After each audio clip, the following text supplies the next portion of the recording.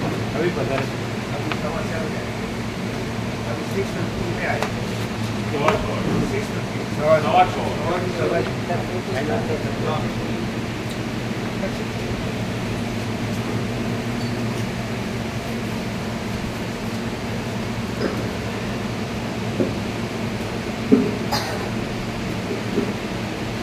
परम चिदाकाश,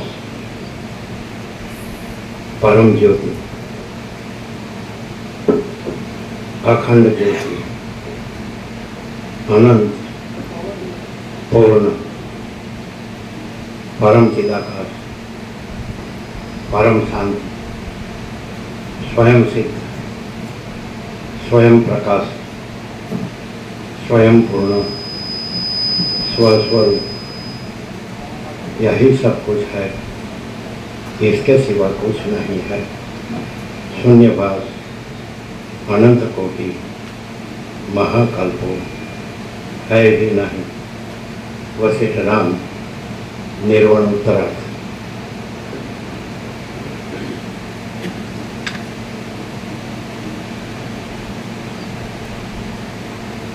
आद्य परब्रह्म सद्गुरु देव की जय। ओम श्री परमात्मने नमः। श्री योग वासिष्ठ महारामायण निर्वाण प्रकरण उत्तरार्ध सर्ग 70 पेज नंबर 1349 पेज नंबर 1349 सर्ग 70 વિદ્યાધરીના વૈરાગ્યનું કારણ અને જગતનું મિથ્યાત્વ। આ 70મા સર્ગમાં વાસનાદેવીને વૈરાગ્ય થવાનું કારણ તથા જગતનો પ્રલય અને કેવળ મિથ્યા ભ્રાંતિપણું વગેરે વર્ણવવામાં આવશે। તે જગતના બ્રહ્મા બોલ્યા, હું ચિદાકાશના એક વિવર્ત રૂપ છું। હું હમણાં એ સ્થિતિને છોડી દઈ બીજી શુદ્ધ બ્રહ્માકાશ રૂપી કૈવલ્ય મોક્ષની સ્થિતિને પામવાને ઈચ્છું છું। આથી મારી વાસના વડે કલ્પાયેલા આ જગતમાં હાલ મહાપ્રલય થવાનો સમય આવ્યો છે। હે મુનિશ્રેષ્ઠ વશિષ્ઠજી, આ મહાપ્રલયના સમયમાં મેં આ વાસનાદેવીને સમૂળગી છોડી દેવાનો આરંભ કર્યો છે। તેથી તે વૈરાગ્યને પ્રાપ્ત થઈ ગયેલી છે। હું ચિદાકાશ રૂપ છું, છતાં એક તેના વિવર્ત રૂપે જુદો પ્રતીતિમાં આવું છું। પણ હું હવે ચિદાકાશ રૂપ મારા મૂળ સ્વરૂપના ભાવને પામનાર છું। તેથી મહાપ્રલયનો સમય અને વાસનાદેવીનો ક્ષય આવી ચૂક્યો છે। આ વાસનાદેવી પણ તેથી ઉદાસીન થઈ જઈને મેં લીધેલા માર્ગ તરફ વળે છે। કેમ કે ઉદાર બુદ્ધિવાળો કયો જીવ પોતાના નિર્માણ કરનારને ન અનુસરે। અહીં હમણાં કળિયુગનો અંત આવી ચૂક્યો છે। ચારેય યુગોનું પરિવર્તન પૂરું થઈ રહ્યું છે। પ્રજા, મનુ, ઇન્દ્ર અને દેવતાઓ એ સર્વનો પણ અંત આજે આવી ચૂક્યો છે। આજે જ પ્રલય તથા મહાપ્રલય થશે। આજે જ મારી વાસનાનો અંત આવશે અને આજે જ મારા દેહાકાશનો પણ લય થશે। આથી હે મહારાજ, આ વાસનાદેવી માત્ર ક્ષય પામવાની તૈયાર થઈ રહેલી છે। કેમ કે કમળોનો સમૂહ શુષ્ક થઈ જાય તો પછી તેની અંદર રહેનારી ગંધલેખા કઈ જગ્યાએ રહે? જેમ જળ સમુદ્ર રેખાની અંદર ચપળ લહરો વિના કારણે સ્વાભાવિક રીતે ઉઠ્યા કરે છે, તેમ વાસનાની અંદર વિના કારણે સ્વાભાવિક રીતે જ ખોટી ખોટી ઈચ્છાઓ ઉદય પામતી રહે છે। આ વાસનાદેવીનો દેહ કેવળ અભિમાનને લીધે જ ખડો થયો છે અને તેને પોતાના સ્વરૂપનું અવલોકન કરવાની ઈચ્છા પોતાની મેળે સ્વભાવથી થઈ આવે છે। આત્મતત્વનું અવલોકન કરનારી આ વાસનાદેવીને ધારણાના અભ્યાસના યોગથી તમારી સૃષ્ટિ જોવામાં આવી તો તેને ધર્મ આદિ 4 પુરુષાર્થને મેળવવામાં વ્યગ્ર રીતે પ્રવૃત્ત થયેલી જોવામાં આવી। આ વાસનાદેવી આકાશની અંદર સંચાર કરતી હતી અને તેને લોકાલોક પર્વતના શિખર ઉપર પોતાના જગતના આધારરૂપ એવી શિલા જોવામાં આવી। પણ આપણી દ્રષ્ટિમાં તો તે કેવળ શૂન્ય ચિદાકાશ રૂપ જ છે। જે શિલાની અંદર એ વાસનાદેવીનું જગત રહેલું છે તે આ જગતમાં પ્રખ્યાત એવા લોકાલોક પર્વતની શિલા છે। આવી જ રીતે આપણા જગતના પદાર્થોમાં બીજા પણ અનેક જગતો રહેલા છે, પરંતુ જ્યાં સુધી આપણે ભેદ દ્રષ્ટિમાં રહ્યા છીએ ત્યાં સુધી તે આપણા દેખવામાં આવતા નથી. આપણે સમાધિ વડે ચિદાકાશની સાથે એકતાને પામી યોગ દ્રષ્ટિથી જોઈએ તો તરત તે આપણા જોવામાં આવે. જેમ આ શિલાની અંદર જગત રહેલું છે, તેમજ ઘડામાં, કપડામાં, ખાડાઓમાં, ભીંતોમાં, આકાશમાં, અગ્નિમાં, જળમાં અને તેજમાં એમ સર્વ ઠેકાણે સદાકાળ અનેક જગતો રહેલા છે. જગત એ એક સ્વપ્નમાં દેખાતા નગરના જેવી મિથ્યા ભ્રાંતિ જ છે. માટે તે છે જ ક્યાં? અને જો તે છે તો તે અધિષ્ઠાન ચૈતન્ય રૂપ જ છે, પણ તે જેવું જળ રૂપે પ્રતીતિમાં આવે છે તેવું છે જ નહીં. જેઓ આ દ્રશ્ય સંબંધી ભ્રાંતિના મિથ્યા સ્વરૂપને જાણે છે અને ચિદાકાશની સાથે એકતાને પામ્યા છે, તેઓ કદી પણ મોહને પ્રાપ્ત થતા નથી. જેઓ આ દ્રશ્ય સંબંધી ભ્રાંતિના મિથ્યા સ્વરૂપને જાણે છે અને ચિદાકાશની સાથે એકતાને પામ્યા છે, તેઓ કદી પણ મોહને પ્રાપ્ત થતા નથી. બાકી બીજાઓ તો ભ્રાંતિમત ભટક્યા કરે છે. હે વશિષ્ઠ મુનિ, આ વિદ્યાધરી પોતાના વૈરાગ્યને લીધે ચિત્તમાં સ્ફુરી આવેલા ચિદાકાશ રૂપ રહ્યા હોય તો ખ્યાલ આવે કે ચિદાકાશ રૂપ રહ્યા છે, તો એ ફરી મોહને પામતા નથી અને બીજા તો ભ્રાંતિમાં ભટક્યા જ કરે છે. એટલે બીજાને એવું થાય કે હું આ છું ને જગત છે ને આ બધું પછી મને જે થાય છે બધું એનામાં એ કાંઈ ન હોય, હું કાંઈ ન હોય, જગતે કાંઈ ન હોય, આ બધું કાંઈ ન હોય. એટલે ફરી મોહ થતો નથી. જે ચિદાકાશ રહ્યા હોય આ બધું ભ્રાંતિ છે ને કાંઈ નથી, અને ચિદાકાશ રહ્યા હોય એ ફરી મોહ પામતા નથી અને બીજા ભ્રાંતિમાં ભટક્યા જ કરે છે. એટલે એ થોડું ખાય અને એને ભ્રાંતિ ન લાગતી હોય, સાચું લાગતું હોય. અને પેલાને ભ્રાંતિ કાંઈ નથી અને ચિદાકાશ સાચું છે. પોતે ચિદાકાશ આ નથી, પોતે આ નથી, આ બધું નથી, ભ્રાંતિ કાંઈ નથી અને પોતે ચિદાકાશ પોતે એટલે આ નહીં, બધું બધું ચિદાકાશ, પોતે ચિદાકાશ, વ્યાપક, અનંત વ્યાપક, વ્યક્તિ નહીં, વ્યક્તિ ભ્રાંતિ. એટલે સાક્ષીપણાની વ્યક્તિ છે એ પણ નથી. સમજાય? એટલે ચાલો હું આ જીવ જગત છે એને જાણું છું તો હું સાક્ષી છું, તો ભ્રાંતિને જાણું છું તો એ જાણપણું પણ સાચું નથી. અને તો પછી પોતાને ભ્રાંતિના જાણપણા રૂપે પોતાને જાણે છે તો પણ સાચું. અને આખી ભ્રાંતિ નથી અને આખું ચિદાકાશ છે એ કેવળ સ્વરૂપ છે. સમજાય? આખી એટલે અનંત વ્યાપક, આખી ઈશ્વરથી મિટ્ટી કી રસ તક, આકાશથી મિટ્ટી કી રસ તક, આખી ભ્રાંતિ કાંઈ નથી અને આખું ચિદાકાશ છે. સમજે? એટલે એમાં પછી આ ભ્રાંતિનું હું પણ નથી અને ચિદાકાશમાં પોતામાં પણ નથી. હું તો ક્યાં છે એટલે હું રહેતું હોય તો એ ભ્રાંતિ જ હોય. સમજે? અને હું હોય તો એને પછી બીજી બધી ઉપાધિ આવે, હું સાથે પછી બધું આવે, એના સંકલ્પનું બધું સંસાર હોય અને પેલું હું ન હોય એટલે એનો સંકલ્પ એનો સંસાર હોય, કોઈ ભ્રાંતિ ન હોય, પછી અનુસૂચ ચિદાકાશ અને પરમ શાંતિ.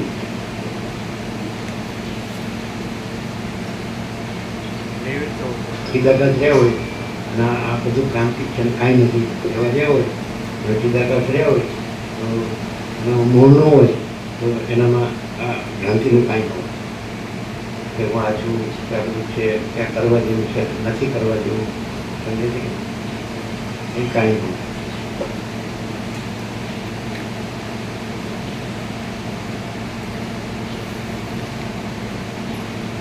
આ વિદ્યાધરી પોતાના વૈરાગ્યને લીધે ચિત્તમાં સ્ફુરી આવેલા પોતાના ઈચ્છિત અર્થને સાધવા ઈચ્છી રહી છે. તેથી બીજી અનેક સિદ્ધિઓના હેતુરૂપ એવા ધારણાના અભ્યાસને લીધે તેણે તમને દીઠા છે. આમ જીવ ચૈતન્યની અવિદ્યારૂપી શક્તિ મહા અપાર છે અને તે ઇન્દ્રજાલિક કૌંસમાં ઇન્દ્રજાળ રમનારા ખેલાડીની માયાની પેઠે વિસ્તારને પામે છે. બ્રહ્મની નિર્વિકાર માયા શક્તિ પણ આ જ પ્રમાણે અનાદિ અને અનંત છે. વસ્તુતઃ જોઈએ તો કશા કાર્યો ઉત્પન્ન થતા નથી અને કશાનો નાશ પણ થતો નથી. પરંતુ કેવળ ચિદાત્મા દ્રવ્યની પેઠે, કાળની પેઠે અને ક્રિયાની પેઠે વિવર્ત રૂપે પ્રતીતિમાં આવે છે. દેશ, કાળ, ક્રિયા, દ્રવ્ય, મન અને બુદ્ધિ આદિ સર્વ ઉત્પત્તિ, નાશ આદિ વિકારથી રહિત છે અને ચૈતન્ય રૂપી શિલાના એક અવયવ જેવું છે એમ તમે સમજો. ચિદાત્મા જ જાણે શિલાના આકારને ધારણ કરી રહ્યો હોય એમ ભાસે છે. જેમ ચલન શક્તિ, જેમ સ્વપ્ન આભાસ માત્ર છે એમ આખું દ્રશ્ય આભાસ માત્ર છે, કાંઈ નથી. એમાં બધાનું હું આવી ગયું અને બધાનું દ્રષ્ટિ શક્તિ આવી ગઈ, દ્રષ્ટા દ્રશ્ય બધા આવી ગયું. આ બધું કાંઈ અને આખું ચિદાકાર એ જેમ દ્રષ્ટાંત આપે છે કે પડદામાં છાયાચિત્ર છે તો આખું છાયાચિત્ર કાંઈ નથી, આખો પડદો આખું ચિદાકાર છે ને આખું જે દેખાય છે છાયાચિત્ર એ કાંઈ નથી. બધા દ્રષ્ટાંત કેમ કે છાયાચિત્રમાં આગ લાગે તો પડદો પડતો નથી, એમાં ધોધ પડતો તો પડદો ભીંજાતો નથી. એટલે કારણ કે આભાસ છે કંઈક ચિત્ર આમાં બધું થાય છે, ચિદાકાશમાં કાંઈ થતું નથી. એવર્યા હોય તો એને કાંઈ ન થાય અને આર્યા હોય તો એને બધું થાય, સુખ દુઃખ થાય, હર્ષોક થાય અને એ કાંઈ નથી, આભાસ નથી. એટલે સ્વપ્ન જેવું છે, જાંજોના જળ જેવું, મિથ્યાને નાશવાનું.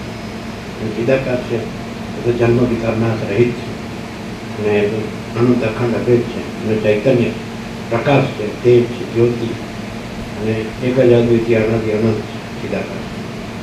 એમાં બીજું નથી, બીજું થતું નથી. પછી ત્યાં આગળ વિચારવાણી શબ્દ જ નથી. આ બધા આભાસમાં છે, તત્વબોધે આભાસમાં છે, એમાં તત્વબોધે નથી. એટલે એમાં તત્વવેદતા નથી જીવનમાં. કે જેની 7મી ભૂમિકા તુર્ય અને 8મી તુર્યાતીત એ પણ નથી. દેહ હોય તો જીવન મુક્ત, પછી વિદ્ય મુક્ત, બ્રહ્મની સ્થિતિને બ્રહ્મને પણ આવું કાંઈ નથી. અને નકુલ ચિદાકાર કે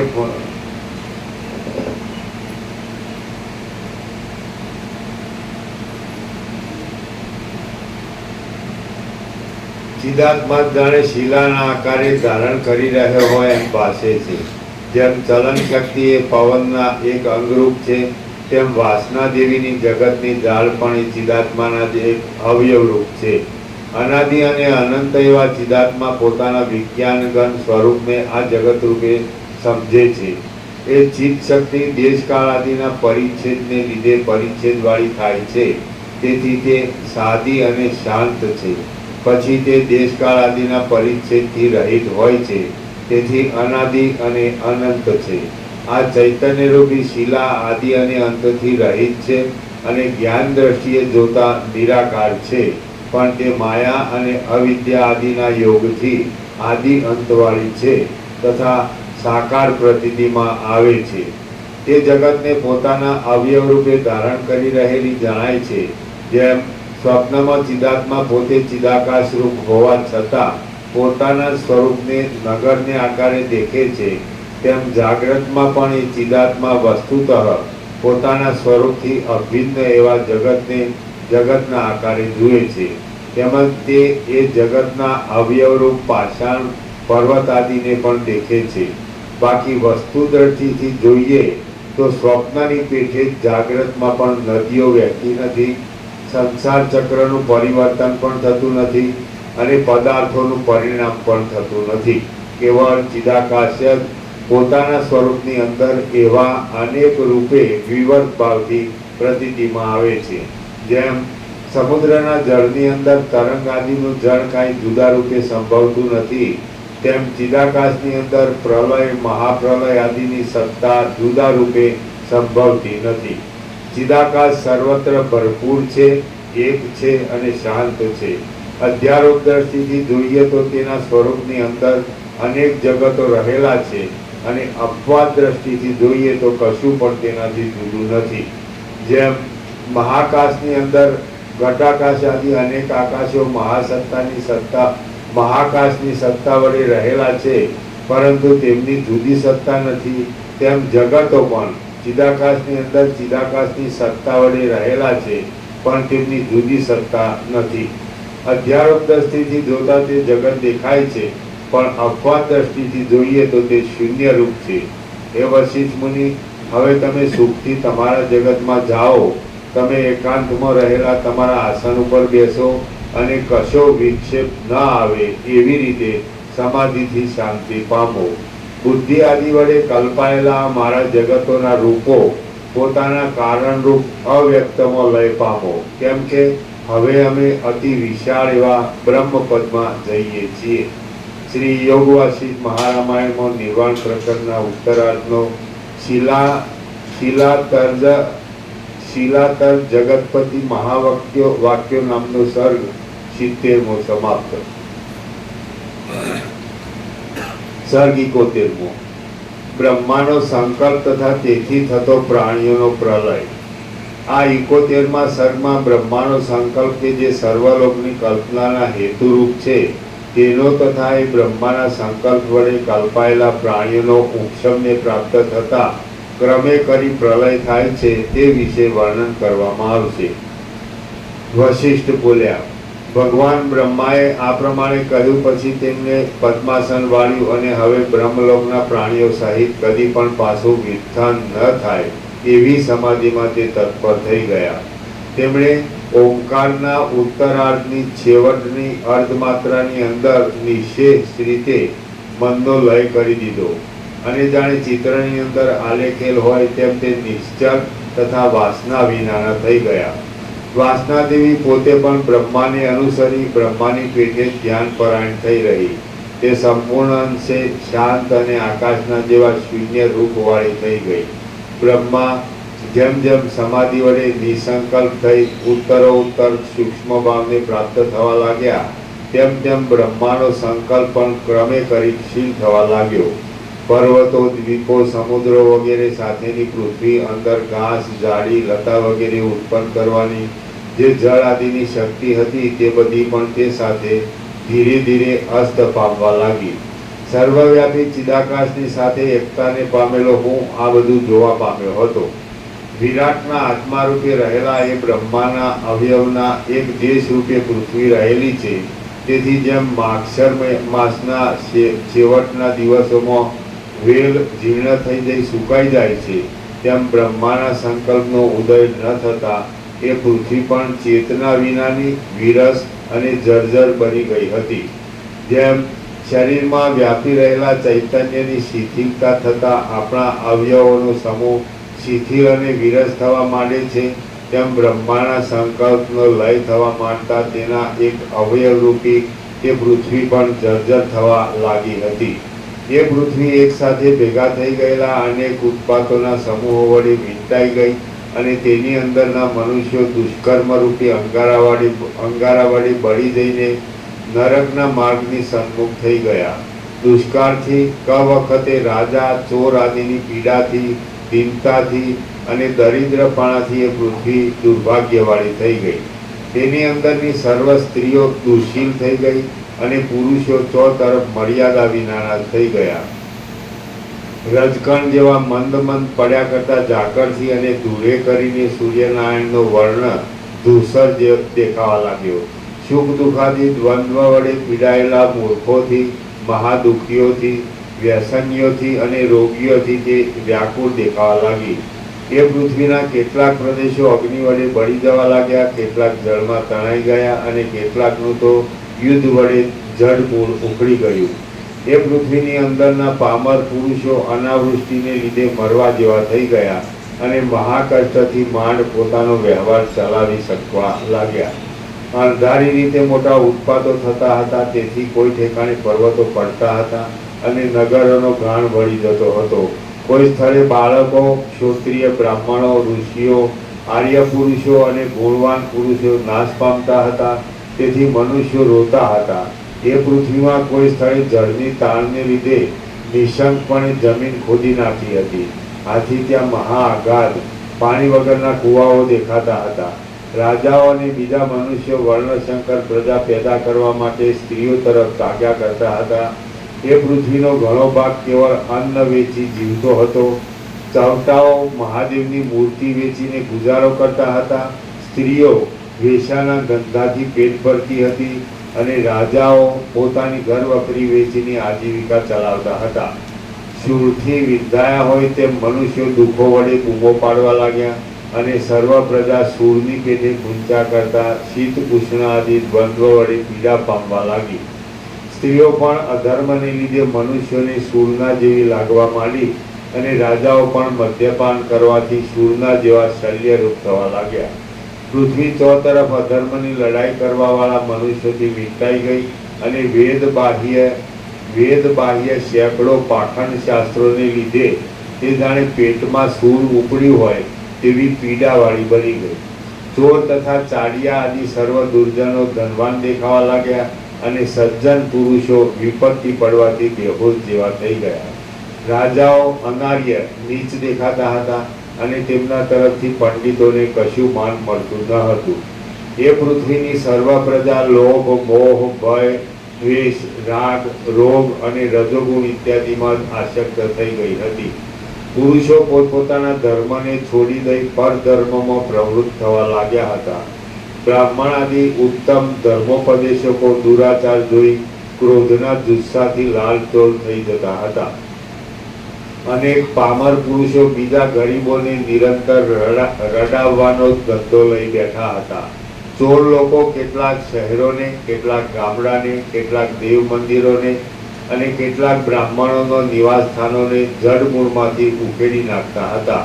એ પૃથ્વીનો ઘણો ભાગ અલ્પાયુ પ્રજા વડે ભરેલો દેખાતો હતો અને તે ઉપરથી સારા દેખાતા પણ પરિણામે દુઃખ દેનારા અધમ ઉદ્યોગ વડે પોતાનું પેટ ભરતો હતો. એ પૃથ્વીના ધાર્મિક નરો આળસના વિલાસથી પોતાના સંધ્યાવંદન આદિ કર્મને ચૂકી જતા હતા. જ્યાં જોઈએ ત્યાં સર્વત્ર બધાઓને આપત્તિઓને ઉપતાપો જ પરિણામે દેખાતા હતા. ક્રમે કરી સર્વ દિશાઓનો સમૂહ ઉજ્જડ દેખાવા લાગ્યો. નગરો અને ગામડાઓ બળી જઈ રાખ થઈ ગયા. બધા દેશો સાવ નિર્જન થઈ ગયા. અવાજ કરતા અને ભસ્મ તથા વાદળાઓનું કુંડાળું વળી રહેલા વંટોળિયા વાયુઓ આકાશને વ્યાપી રહ્યા હતા. એ પૃથ્વીની અંદર પ્રજાના દુર્ભાગ્યને લીધે જુદા જુદા આડંબરો સાથે રોવાના અવાજોનો મોટો ઘોંઘાટ સંભળાતો હતો. મનુષ્યોનો સમૂહ ચોરીના ધંધાને શ્રેષ્ઠ માનવા લાગ્યો હતો અને સઘળા મનુષ્યો તાપ વડે તપ્યા કરતા હતા. બધા દેશોના સીમાડાઓ રસકસ વિનાના થઈ ગયા અને સર્વ વસ્તુઓ ઋતુઓના ધર્મો એ પૃથ્વીની અંદરથી જતા રહ્યા. આવી રીતે વિરાટ દેહનો આરંભ કરનાર પાર્થિવ ધાતુ ચૈતન્યમાં લીન થવા માંડ્યો. એટલે પૃથ્વી પોતાનો નાશ નજીક આવી ગયેલો હોવાથી ઘણે ભાગે છિન્ન ભિન્ન સ્થિતિને પ્રાપ્ત થઈ ગઈ. ત્યારે જળ ધાતુ પણ બ્રહ્માના સંકલ્પ ક્ષયથી શિથિલ થઈ ને લય પામવાને તૈયાર થયો. તેને જ્યારે ક્ષોભ થયો ત્યારે સમુદ્રો પોતાના દૈવી નિયમને અવગણીને તથા આર્યાને ઊંચી દેવી મર્યાદાને છોડી દઈને પોતાના જળને ચોતરફ પ્રસારવા લાગ્યા. તેઓ ઉન્મત્ત પુરુષોની પેઠે મોટા ગુગવાટા કરીને વિકારને પ્રાપ્ત થઈ ગયા તથા પોતાના કાંઠાના જંગલોને લહેરોના ઝપાટાઓ મારી નિર્મૂળ કરવા લાગ્યા. એ સમુદ્રોએ પોતાના તરંગોના ચલન વલનથી અને ચક્રીઓના ઉછાળાઓથી કાંઠાઓને ખોદી નાખ્યા. વળી તેમણે મોટા વાદળાઓ વડે અને ફર્યા કરતા પ્રબળ તરંગો વડે આકાશને અને દિશાઓને ગજાવી મૂકી. સમુદ્રના મોટા અવાજવાળી ઘુમડીઓના ગાજવાથી પર્વતોની ગુફાઓની અંદર પણ મોટો ગડગડાટ થઈ રહ્યો અને પર્વતોની અંદર મોટા સમારંભથી વરસાદના છાંટાઓ જથ્થાબંધ પડવા લાગ્યા. સમુદ્રોની અંદર તરંગો પોતપોતાના વેગનું ચડિયાતાપણું બતાવવાને અતિ ત્વરાથી ઉછાળો મારતા હતા અને તેમની પણ આગળ ચાલનારા મોટા વીર મગરમચ્છોથી ત્યાં મોટો ઘોંઘાટ મચી રહ્યો હતો. સુંદર દેખાવવાળા મોટા મગરમચ્છોએ ઝાડોને જડમૂળથી ઉખેડી નાખ્યા હતા. તેથી સમુદ્રોની અંદર મોટા જંગલોના જેવો દેખાવ નજરે પડતો હતો. જળના વેગના જોરથી પોતાની ગુફાઓ પડી જતા સિંહો સ્થાન ભ્રષ્ટ થઈ ગયા અને તેઓ જળચર પ્રાણીઓનો શિકાર કરવા લાગ્યા. સમુદ્રના તરંગોએ ઊંચા ઉછાળેલા અનેક મહારત્નોથી આકાશ જાણે તારા વડે સુશોભિત હોય એમ દેખાતું હતું. સમુદ્રની અંદર ઉછાળા મારતા મગરમચ્છોને લીધે આકાશની અંદર ભટકતા વરસાદના મોટા મોટા વાદળાઓ ઢંકાઈ જતા હતા. ત્યાં તરંગો પરસ્પર અથડાતા હતા તેથી તેનો કર્ણકટુ અવાજ ચો તરફ સંભળાતો હતો. સમુદ્રની અંદર તર્યા કરતા ચપળ હાથીઓના ફૂટકારથી સૂર્યનારાયણ ધોવાઈ જતા હતા. ફૂટકારથીની નીચે ટિપ્પણી છે. હાથીઓ સૂંઢ વડે જળને ઊંચું ઉછાળે છે, તેથી થતો એક જાતનો અવાજ. સમુદ્રની અંદર તર્યા કરતા ચપળ હાથીઓના ફૂટકારથી સૂર્યનારાયણ ધોવાઈ જતા હતા અને પર્વતની પીંતો પણ તરંગો સાથે પરસ્પર અથડાવાથી સીધી થઈ પડી જતી હતી. પોતાને કાંઠે રહેલા પર્વતોને જડમૂળથી ઉખેડી નાખનારા તરંગોરૂપી અનેક હાથો વડે સમુદ્રો રમણીય દેખાતા હતા અને પર્વતની ગુફાઓરૂપી ઘરની અંદર સમુદ્રના જળો ઉન્મત્ત થઈ જઈને મોટી ગર્જના સાથે પ્રવેશ કરતા હતા. જેમ રાજાઓ પોતાના શહેરને શત્રુઓ દબાવી દે તો તેને હરાવવા કરવાના ઉદ્યોગમાં લાગ્યા રહે છે અને છેવટે બને તો તેનો સંહાર કરે છે, તેમ સમુદ્રો પણ પોતાના શત્રુરૂપ દાવાનળને જળ વડે ઠારી દેતા હતા તથા ઊંચે અવાજે શબ્દ કરનારા પોતાના તરંગો વડે આકાશચારી દેવતાઓને પોતાના ઘરમાંથી નસાડી મૂકતા હતા. તરંગોના ઝપાટાથી સમૂળા ઉખડી ગયેલા વનોના સમૂહો વડે આકાશ જાણે કંપાયેલા જંગલો વડે ભરપૂર હોય તેવું દેખાતું હતું. ત્યાં પાંખોવાળા પર્વતો જેવા આકારવાળા તરંગો વડે આકાશ પૂરાઈ ગયું હતું. સમુદ્રો પવનોના બળથી જુદા જુદા પડતા તરંગોથી પર્વતોની પેટે ચલાયમાન દેખાતા હતા. રત્નો, ધાતુઓ વગેરેની કાંતિને લીધે ઝબક્યા કરતા કાંઠાના પર્વતોના શિખરો સમુદ્રમાં નીચે પડતા હતા. તેથી સમુદ્ર કિનારાના ભાગમાં જળની અંદર મોટો શબ્દ સંભળાતો હતો. સમુદ્રો સુંદર અને શોભાયમાન એવા પાણીની ભમરીઓથી મગર વગેરે જીવ સમૂહને ઉછાળવા લાગ્યા અને પર્વતો તથા પર્વતોની ગુફાઓને ડૂબાડી દેવા માંડ્યા. ગુફાઓ ઘસડાઈ જવાને લીધે તેની અંદરથી સ્ફટિકાદી પાષાણો બહાર આવ્યા હતા અને સમુદ્રો જાણે તે પાષાણરૂપી દાંતો વડે હસતા હોય એવા દેખાતા હતા. સમુદ્રના તરંગો પર્વતોના શિખરોની અંદર તથા તેની લાંબી ગુફાઓના પ્રદેશોમાં પેસી જતા હતા અને તે સાથે જળ હાથીઓ પણ તેમાં પ્રવેશ કરતા હતા. તરંગોના ચપળ હલનચલનથી કાંઠા પરના વૃક્ષો ઉખડી ગયા હતા અને તેમાં કાચબાઓ ભરાઈ રહ્યા હતા. ભયથી વિહ્વળ થઈ ગયેલા અને ઊંચા કાન કરી રહેલા યમ, ઇન્દ્ર, પૃથ્વી આદિના વાહનરૂપ મહિષ, ઐરાવત, દિગ્ગજ આદિ સર્વને સમુદ્રની કિનારે પડતા પર્વતના તટનો કડકડાટનો અવાજ કાને પડતો હતો. મોટા મોટા માછલાઓના પૂંછડાઓ છટાથી પછડાતા હતા.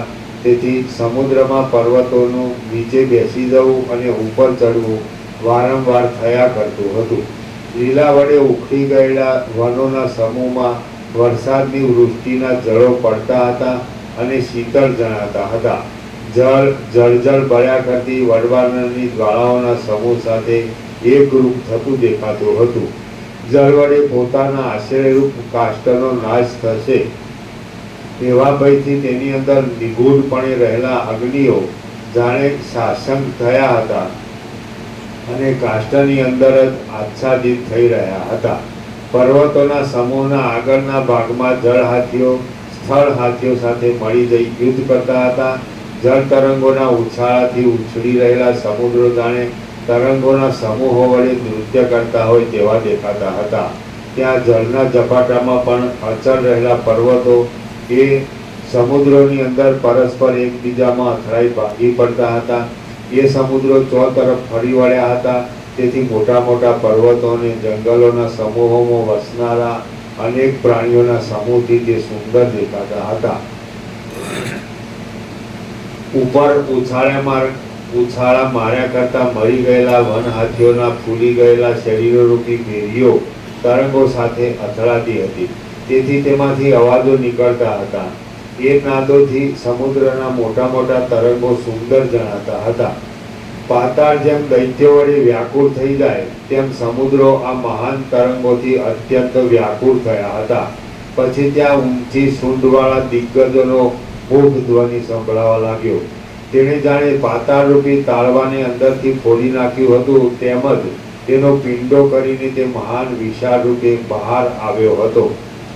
એ દિગ્ગજોનો ભાર ઝીલી ન શકવાથી પોતાના ચંચળ એવા મેરુ પર્વત આદિ કિલ્લાઓ સાથે પૃથ્વી ક્ષણ માત્રમાં ચલાયમાન થઈ ગઈ. ચપળ શેવાળની મંજરીની પેઠે ચાલવા લાગી અને તેના ઉપર ચપળ સમુદ્રો ફરી વળ્યા. ત્યાં વરસાદના અને વીજળીના મોટા ગડગડાટની સાથે તથા દિશાઓમાં થતા તેના પડછંદાના શબ્દો સાથે આકાશ જાળે તૂટી પડી નીચે આવી પડશે એવું દેખાતું હતું. ત્યાં ચકરીઓના જેવા ગોળ આકારવાળા કેતુઓ આકાશમાંથી પડવા લાગ્યા. એ કેતુઓ જાણે સુવર્ણના રત્નો હોય અથવા મુક્તાપર હોય અથવા સિંદૂર વર્ણના સર્પો હોય એવા દેખાતા હતા. ત્યારે ચપળ જ્વાળારૂપી જટાના આડંબરને ધારણ કરનારી અને દિશાઓના તટોમાં દાહ ઉત્પન્ન કરનારી વિવિધ પ્રકારના ઉત્પાતની પંક્તિઓ આકાશમાંથી, દિશાઓમાંથી અને પૃથ્વીમાંથી ઉત્પન્ન થવા લાગી. પૃથ્વી આદિ પંચ મહાભૂતો અને દેવ દૈત્ય આદિ મોટા પ્રાણીઓ બ્રહ્માનો સંકલ્પ ક્ષય થતા સંપૂર્ણ રીતે ક્ષોભ પામ્યા. પોતપોતાના અધિકારને જાળવી રાખનારો પોતાનો પ્રભાવ બ્રહ્મલોકમાં જતો રહેવાથી ચંદ્ર, સૂર્ય, વાયુ, ઇન્દ્ર, અગ્નિ અને યમ કોલાહલ કરવા લાગ્યા તથા પોતાના સ્થાનથી પડવા લાગ્યા. વૃક્ષની પંક્તિઓ ધરતીકંપને લીધે કડકડાટ શબ્દ કરીને પડવા માંડી. પર્વતો પૃથ્વીની ચારે બાજુ હિંચકાની પેઠે ઝૂલવા લાગ્યા. કૈલાસ, મેરુ અને મંદર વગેરે પર્વતોની ગુફાઓ ભૂકંપને લીધે ચપળ થઈ પડવા લાગી. વળી ત્યાં કલ્પવૃક્ષોએ કરેલી રાતા પુષ્પોના ગુચ્છાઓની વૃષ્ટિ પણ થવા લાગી. જેમ ત્રિપુર આદિ દૈત્યોનો સમૂહ રુદ્રના બાણના અગ્નિ વડે ભસ્મ થઈ જાય છે, તેમ લોકાંતરો, પર્વતો, શહેરો, સમુદ્રો અને જંગલો વગેરે સર્વ જગત ઉત્પાતો સાથેના પ્રલયકાળના પવન વડે તથા પરસ્પર મારામારીથી સંહારને પ્રાપ્ત થનારા પ્રાણીઓના કોલાહલ વડે પૂર્ણ મહાસાગરની અંદર છિન્ન ભિન્ન થઈ ગયું અને સંહારને પામી ગયું. શ્રી યોગવાસી મહારામાયણમાં નિર્વાણ પ્રકરણના ઉત્તરાર્ધનો કલ્પક્ષોભ વર્ણન નામનો સર્ગ 71મો સમાપ્ત. સર્ગ 72મો વાતસ્કંધે પોતાની સ્થિતિનો ત્યાગ કર્યો. આ 72મા સર્ગમાં બ્રહ્માના પ્રાણનો નિરોધ થતા વાતસ્કંધે પોતાની સ્થિતિ છોડી દીધાથી આગળ પછી જે વિરાટની સ્થિતિ થશે તે વિશે વર્ણન કરાશે. વશિષ્ઠ બોલ્યા, હે રામચંદ્રજી, વિરાટના આત્મારૂપ સ્વયંભૂ બ્રહ્મા જ્યારે પોતાના પ્રાણને સમેટવા લાગ્યા ત્યારે આકાશમાં વાતસ્કંધની અંદર રહેલા વાયુએ ગ્રહ, નક્ષત્ર, વિમાન આદિને અધ્ધર ધારણ કરી રાખવામાં મર્યાદારૂપ એવી પોતાની સ્થિતિને મૂકી દીધી. વાતસ્કંદ બ્રહ્માના પ્રાણરૂપ છે, એટલે એ વાતસ્કંદ જ્યારે પોતાની સ્થિતિને મૂકી દે ત્યાર પછી નક્ષત્ર મંડળમાં બીજા કોણ સર્વભૂતોને ધારણ કરનારી તે સ્થિતિને ધારણ કરી શકે? પોતાના પ્રાણરૂપ વાતસ્કંદને બ્રહ્માજીએ સમેટી લીધો એટલે તેણે પોતાની મર્યાદાને છોડી દીધી. તેને નિરંતર એક સમાન રૂપે રહેનાર બ્રહ્મામાં લીન થઈ જવા માટે શોક થવા લાગ્યો. ત્યારે આકાશની અંદર રહેલા તારાઓ નિરાધાર થઈ ગયા. જેમ અગ્નિ વડે બળતા ઉંબાડિયા પવનના ઝપાટાથી ઉડવા માંડે અને જેમ વૃક્ષમાંથી પુષ્પના સમૂહો પડવા માંડે તેમ તેઓ આકાશમાંથી નીચે પડવા માંડ્યા. આ ભૂલોકમાં કરેલા પુણ્યકર્મોનું શુભ ફળ ભોગવવાના સ્થાનરૂપ એવી વિમાનની પંક્તિઓ પોતાના કાળનો પરિપાક આવી રહેવાથી મૂળમાંથી ચડી ગઈ અને પોતાનો પવનરૂપી આધાર ખસી જવાથી નીચે પડવા લાગી. જેમ ઈંધણ બળી રહેવાથી પ્રદીપ્ત અગ્નિની જ્વાળા શાંત પડી જાય છે, તેમ બ્રહ્માના સંકલ્પરૂપી ઈંધણ શાંત થઈ જવાથી સિદ્ધ લોકોની ગતિઓ પણ શાંત થવા લાગી. હલકા રૂની જેમ આકાશમાં ફર્યા કરતા સિદ્ધ લોકોના સમૂહોની શક્તિ પ્રલયકાળના પવનથી નાશ પામી એટલે તેઓ ચૂપચાપ નીચે પડવા લાગ્યા. મેરુ પર્વતને ધરતીકંપનો આંચકો લાગે તેથી સંકલ્પ માત્રથી ઉત્પન્ન થયેલા વૃક્ષોના સમૂહોથી સુંદર દેખાતા મેરુ પર્વતના શિખરો ઇન્દ્ર આદિના નગરો સાથે નીચે પડવા લાગ્યા. રામ બોલ્યા, બ્રહ્મ અધિષ્ઠાન ચૈતન્યની અંદર સંકલ્પમય એવા સમષ્ટિ મંદિર રૂપે રહેલા છે. રામ બોલ્યા, બ્રહ્મા અધિષ્ઠાન ચૈતન્યની અંદર સંકલ્પમય એવા સમષ્ટિ મંદિર રૂપે રહેલા છે અને બ્રહ્માંડ એ એક તેમનું શરીર છે. તો સંકલ્પ માત્ર રૂપે રહેલા એ નિરાકાર બ્રહ્માના અવયવો કેમ સંભવે? અને કદાચિત અઘટિત ઘટનાવાળી માયાને લીધે તેમ હોય તો પણ ભૂલોક તેના કયા અવયવરૂપ છે? સ્વર્ગ તેના કયા અવયવરૂપ છે? અને પાતાળ તેના કયા અવયવરૂપ છે? એ મહારાજ, બ્રહ્માના એ બધા અવયવો કેવી રીતે રહ્યા છે? અને બ્રહ્મા પોતાના એ વિરાટ રૂપી શરીરની અંદર કેવી રીતે રહ્યા છે? બ્રહ્મા પોતે સંકલ્પ માત્ર છે અને નિરાકાર છે, ત્યારે આ જગત તો સાકાર રૂપે રહ્યું છે. આ અયોગ્ય છે એવો મને નિશ્ચય થયો છે. તો આ સંબંધમાં કંઈ બીજું હોય તો તે આપ કહો. વશિષ્ઠ બોલ્યા, નિર્વિકાર પરમ ચિદાકાશ દિશાઓ રૂપી ખજાનાઓમાં ભરપૂર થઈ રહેલ છે અને તે જ પ્રથમ સત્ય રૂપે હતું. બાકી બીજું કાર્યકારણ રૂપે જે કાંઈ પ્રતીતિમાં આવે છે તે કશું ન હતું. એ ચિદાકાશ પોતાના વાસ્તવ સ્વરૂપને છોડ્યા વિના નિર્વિકાર રહીને પોતાના સ્વરૂપને દ્રશ્ય રૂપે જુદું સમજે છે. એ ચિદાકાશ પોતાની ચેતન સત્તાથી ચિદાભાસ રૂપ થાય છે. એ ચિદાભાસ જીવરૂપ છે અને તે દ્રષ્ટા, દ્રશ્ય તથા દર્શન રૂપી ત્રિપુટીના મનનને લીધે ઘટ્ટ થઈ જઈ મનરૂપ કહેવાય છે. આમ તમે સમજો.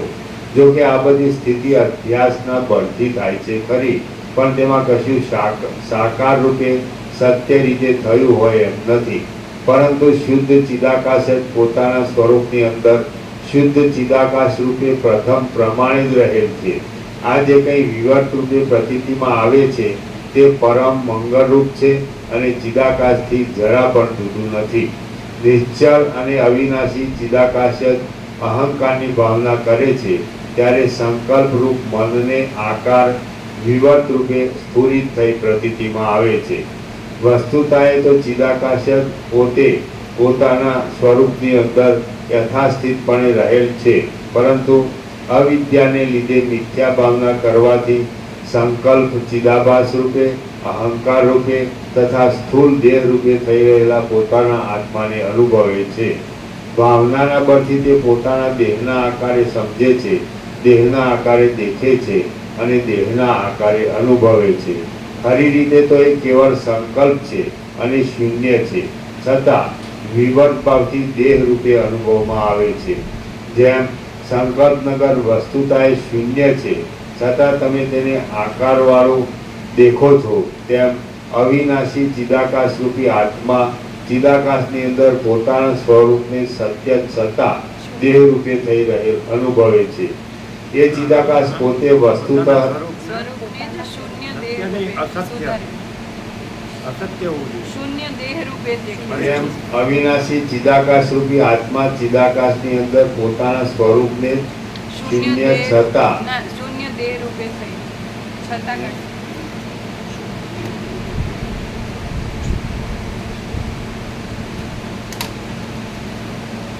તેમ અવિનાશી ચિદાકાશ રૂપી આત્મા ચિદાકાશની અંદર પોતાના સ્વરૂપને શૂન્ય દેહ રૂપે થઈ રહેલ અનુભવે છે. તેમ અવિનાશી ચિદાકાશ રૂપી આત્મા ચિદાકાશ શું થયું? છતાં શૂન્ય છતાં દેહ રૂપે અનુભવે છે એવું છાપેલું હતું, પણ પ્રભુએ શૂન્ય દેહ રૂપે અનુભવે છે.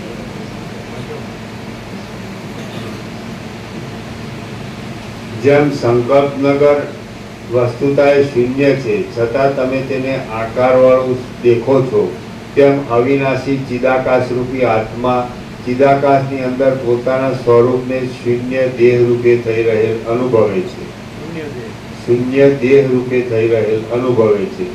એ ચિદાકાશ પોતે વસ્તુતઃ શુદ્ધ છે, તેથી વાસનાના ક્ષય સુધી તે દેહાદિકને આત્મા રૂપે અનુભવે છે અને પછી વાસનાનો ક્ષય થતાં તે પોતાની ઈચ્છાથી જ શાંત અહંકાર રહિત થઈ જાય છે. આપણને તથા બીજા જીવનમુક્ત પુરુષોને જ્યારે યથાર્થ તત્વજ્ઞાન થાય છે, ત્યારે આ વિસ્તીર્ણ રૂપે દેખવામાં આવતો સંસાર શૂન્ય રૂપ જ લાગે છે અને સત્ય પરમ તત્વ જાણે વિવર્ત રૂપે સર્વને આકારે થઈ રહ્યું હોય તેમ અનુભવમાં આવે છે. એમ તમે સમજો. યથાર્થ તત્વજ્ઞાન થાય છે એટલે વાસના આ જન્મમાં જ શાંત થઈ જાય છે અને અદ્વૈત જ્ઞાનના બળથી અહંકારનો ક્ષય થઈ જાય છે, એટલે મોક્ષ જ અવશેષ રહે છે. આમ હે રામચંદ્રજી, બ્રહ્મા પોતે જ આ જગતને આકારે થઈ રહેલ છે અને વિરાટના આત્મારૂપ બ્રહ્માનો જે દેહ છે તે જ આ જગત છે. બ્રહ્મા એક સંકલ્પ રૂપ અને ચિદાકાશ રૂપ છે. તેની જે ભ્રાંતિ ઉત્પન્ન થઈ છે તે જ આ જગત રૂપે ભાસે છે અને તે જ બ્રહ્માંડ શબ્દ વડે કહેવાય છે. આ સર્વ ચિદાકાશ રૂપ છે અને તે સંકલ્પની કલ્પના વડે ખડું થઈ નજરે આવે છે. વસ્તુતાએ જોઈએ તો કોઈ જગ્યાએ જગત છે જ નહીં અને તમે કે હું એ કોઈ પણ નથી. શુદ્ધ નિર્મળ ચિદાકાશ કેવળ ચિન્માત્ર છે અને તમે એટલે વસેટ પણ નથી ને રામ પણ નથી, અને ચિદાકાશ જ છે એમ સમજે. તો તત્વબોધ થાય એટલે શું થાય? એટલે આ જે આભાસ છે એ કાંઈ નથી અને ચિદાકાશ છે એ બધું છે. એટલે એમાં પછી હું એ નથી, તમે એ આભાસમાં આવે વસેટ અને રામ સમજાય. એટલે આ જેમ આકાશ છે એમાં આકાશ જ છે, બીજું કાંઈ નથી. એમ ચૈતન્ય રૂપી, ચૈતન્ય પ્રકાશ રૂપી આકાશ, એ ચૈતન્ય પ્રકાશ રૂપી આકાશ જ છે, એમાં બીજું કાંઈ નથી. આકાશ જેવો આખો, આકાશ જેવો આખો અનંત ચૈતન્ય પ્રકાશ છે. પછી એમાં પછી બીજું છે નિરંજન નિરાકાર નિર્વિકાર, એક જ અદ્વિતીય અનાદિ અનંત. એટલે આ બધો થોડું ઠીક સ્થિતિનો પ્રલય કીધો છે એ આભાસ માત્ર છે. એમ આભાસ જેમ જેમ ચિદાકાશ છે તો ત્યાં સ્વપ્ન ભાસે છે, તો સ્વપ્નનું બધું ભાસે છે. એમાં સ્વપ્નના થોડું ઠીક સ્થિતિ પ્રલય ભાસે પણ એ સ્વપ્ન નથી અને ચિદાકાશ જ છે. એટલે આ બધું ભાસે છે તો ચિદાકાશ જ છે અને આ બધું આભાસ માત્ર ભાસે. એટલે આ બધું જે થાય છે એ કાંઈ થતું નથી અને ચિદાકાશમાં કાંઈ થતું નથી. એટલે આવું તો ક્યાંય મળે જ નહીં. પણ આ અનુભવ ના હોવો જોઈએ. જ્યારે કે હું રહે ને ત્યાં ખબર જ ના પડે. કારણ કે ચિદાકાશ જેમ આકાશમાં કાળું ટપકો કલંક કદી સંભવિત નહીં, ચિદાકાશમાં અહમરૂપી काली टिप्पी कलंक कभी संभवित नहीं. जैसे आकाश में वसीठ कहते हैं राम को, जैसे आकाश में काली टिप्पी कलंक कभी संभवित नहीं, जैसे चिदाकाश में अहम रूपी काली टिप्पी कलंक कभी संभवित नहीं. એટલે અહંકારનો ભ્રમ હોય ને એને એમાં ખબર ન પડતી.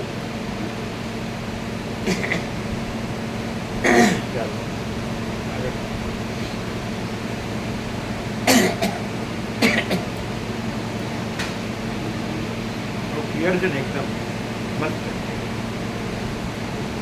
વસ્તુતાએ જોઈએ તો કોઈ જગ્યાએ જગત છે અને કોઈ એવોઇડ કરે ને એને અવગણે ન ગણે ને તો એનામાં અહંકાર હોય. એટલે કારણ કે આમાં અહંકાર નથી એવું બતાવે ને એટલે પોતે હોય એવો ભ્રમ હોય ને એટલે પછી આને અવગણે. અને એવું લાગે ને કે અહંકાર સાચો નથી તો એને અમૃત જેવું લાગે. આપણો અહંકાર છે, હું દેહ છું, એ અહંકાર સાચો નથી એવું લાગે ને એને અમૃત જેવું લાગે. પણ અહંકાર સાચો લાગતો ને